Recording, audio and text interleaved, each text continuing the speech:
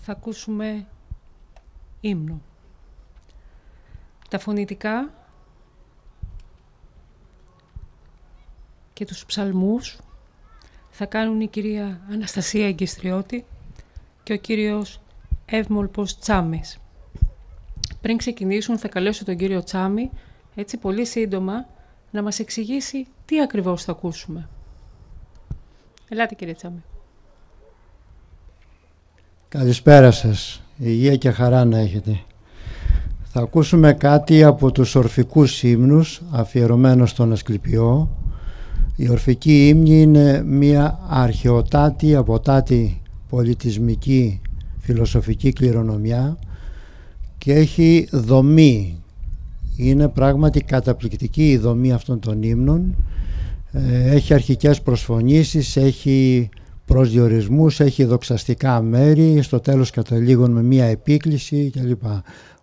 Ένα από τα κύρια χαρακτηριστικά των ορφικών ύμνων είναι ότι όλοι σχεδόν, ή τουλάχιστον οι περισσότεροι, καταλήγουν με μία επίκληση για υγεία ή αν είναι και κάτι άλλο συμπεριλαμβάνει και την υγεία μαζί.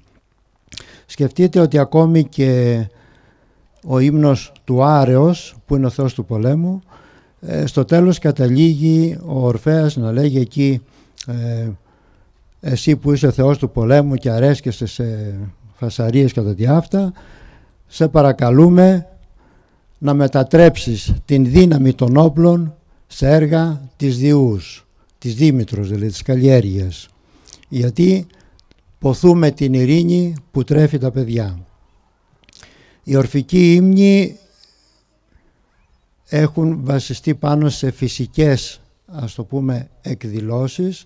Κατά την αρχαία αντίληψη το θείον εκδηλώνεται και μέσα από το ανθρώπινο γένος και κάθε ξεχωριστή ψυχική εκδήλωση προσδιορίζεται ως μια θεϊκή οντότης κατά κάποιο τρόπο, για να σας δώσω να κατανοήσετε πώς έβλεπαν οι αρχαίοι. Η μουσική δρόμη είναι η ίδια από την αρχαιότητα. Αυτό που θα άξιζε τον κόπο να σας απασχολήσω είναι ότι οι 4 βασικοί δρόμοι που χρησιμοποιούμε σήμερα στην βυζαντινή μουσική, ο πρώτος, ο δεύτερος, τρίτος, τέταρτος ήχος και οι πλάγοι αυτών, δεν είναι τίποτε άλλο παρά οι αρχαίοι δρόμοι, ο δόριος, ο φρίγιος, ύβακχιος, ο λίδιος και ο μιξολίδιος, μεικτός λίδιος δηλαδή, και υποφρίγιος, υποδόριος κλπ. Είναι οι πλάγοι ήχοι. Επίσης αξίζει τον κόπο να σας πω ότι όλη η κλασική ευρωπαϊκή μουσική, μηδενός μουσικού και μηδενός έργου εξαιρουμένου, βασίζονται ακριβώς πάνω σε αυτές τις 4 μουσικές αντιλήψεις, θα λέγαμε, των αρχαίων. Μέχρι και η 9η του Μπετόβεν, η Συμφωνία της Χαράς, εκείνο το μέλος που αρέσει σε όλους, είναι βασισμένο πάνω σε ένα θρακικό μέτρο, σε θρακικό τραγούδι, και είναι σε υποδόριο γένος.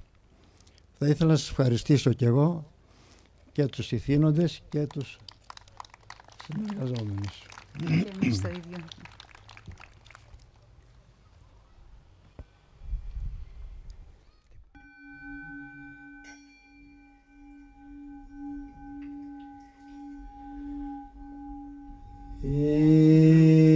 Ήτηρ πάντων ασκληπιέ, δέσποτα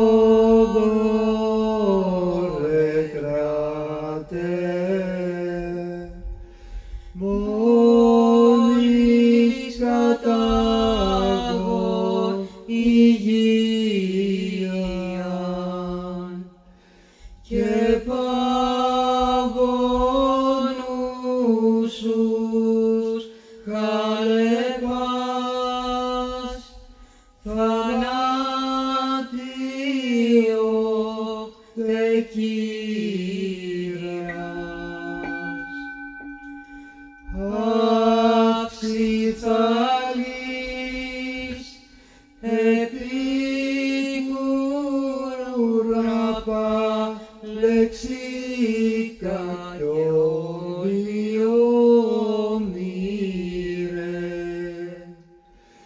Φίβου Απόλλωνος, κράτερον θάλος, αγλαότιμον.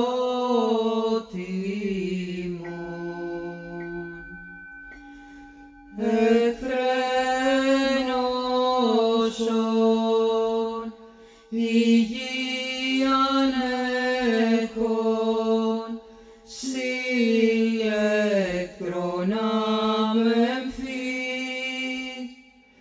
ελθεν